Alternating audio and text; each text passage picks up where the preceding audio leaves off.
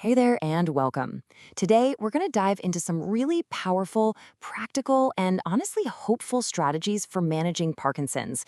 This isn't just about listing challenges, it's about giving you the tools you need to take control and really improve your day-to-day life. So let's get right into it.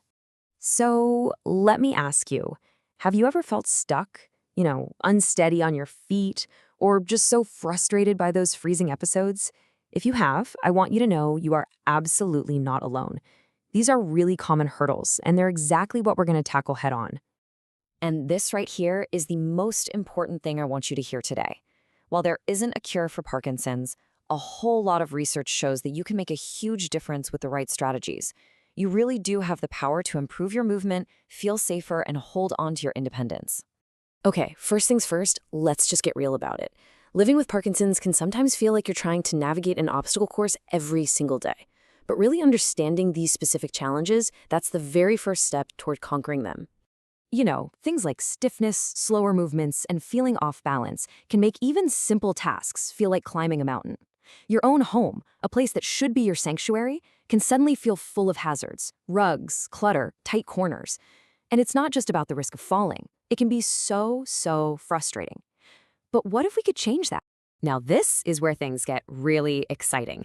For a long time, we thought the brain was pretty much fixed once you became an adult, but we now know that's not true at all. It has this incredible ability to adapt and change throughout your entire life, and for managing Parkinson's, that's a total game changer. The magic word here is neuroplasticity.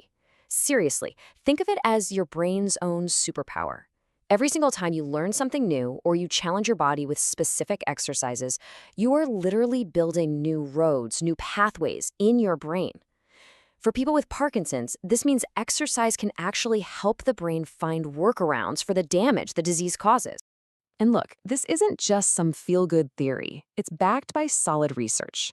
Studies show that the right kind of exercise can drive this brain repair, leading to real, measurable improvements in how you move and function. So the bottom line is this: movement changes your brain for the better. So with that amazing science in our back pocket, let's talk about your most powerful tool, exercise. It's time to stop thinking of exercise as just something that's good for you and start seeing it for what it is: essential medicine. So what's the dose? Well, here's your first goal. Major research is super clear on this. If you aim for at least 2.5 hours of consistent exercise every week, you can actually slow down how fast your symptoms progress. And when you break it down, that's just 30 minutes, 5 days a week. Totally doable, right? And the payoff is massive. But it's not just any exercise. Parkinson's-specific programs like PWR Moves are designed to fight back against the exact ways the disease affects you. Let's break them down. PWR Up helps you stand taller and get out of a chair. PWR Rock is all about improving your balance. PWR Twist helps you stay flexible for things like rolling over in bed. And PWR Step is key for walking confidently, especially through tricky spots like doorways. The best part is they can be adapted for anyone at any fitness level. All right, let's talk about one of the most maddening symptoms out there: freezing of gait. It's that horrible feeling like your feet are suddenly glued to the floor. It happens a lot when turning or going through a doorway, and medication doesn't always touch it, which is why retraining your brain is so important. So here is a tool you can use the very next time you feel frozen. It's called the 5S method. It's a way to consciously override the brain's glitch. So first, just stop. Don't try to push through it. Then stand tall to reset your posture. Give your body a little shake to loosen up, shift your weight from side to side, and finally take one big, deliberate step. It's a simple little sequence that can give you control back in a really tough moment. Okay, so beyond exercise, your environment plays a huge role in your safety and your independence. Creating a Parkinson's-friendly home isn't about some massive, expensive renovation. It's really just about making smart, simple changes that lower your risk and help you move with more confidence. What this is all about is spotting the hazards and swapping them out for safer choices. For example, those loose throw rugs, they are a major trip hazard. Getting rid of them is probably the easiest and most effective thing you can do.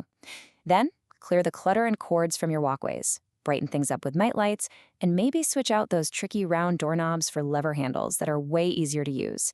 Each little fix adds up to a much safer home. The bathroom can be a high-risk zone, right? Wet, slippery surfaces everywhere. So let's look at a few simple additions that make a world of difference. Grab bars give you crucial support. Non-slip mats are a must, and a simple shower chair can make bathing so much more comfortable and secure.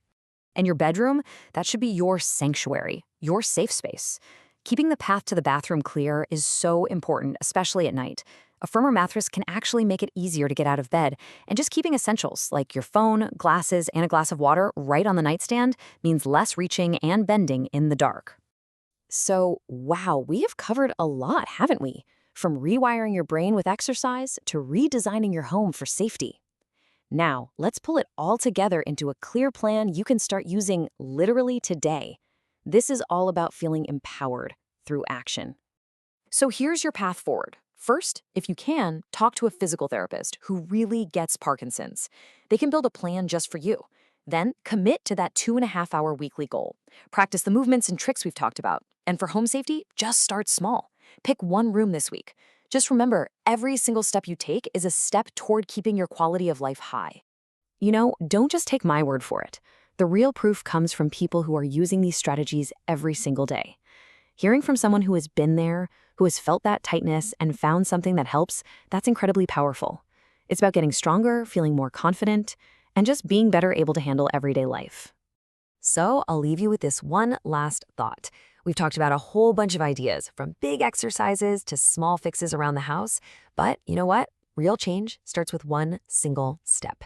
Looking at everything we've covered, what's the one proactive change you can commit to making today?